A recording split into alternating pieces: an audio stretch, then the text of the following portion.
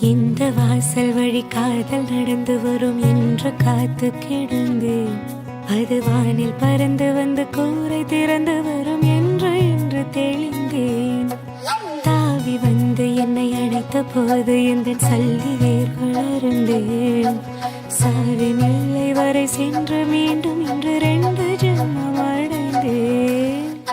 துடிக்கும் உதடு கொண்டு துடைத்திடு வெட்கத்தை, அணைப்பின் ஆதிக்கத்தால் வெளியேற்று அச்சத்தை.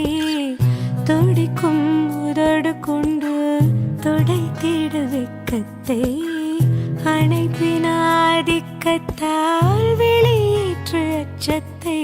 சுகமாய் சுகமாய் கொள்ளையிடு, என் உயிரை மட்டும் விட்டுவிடு.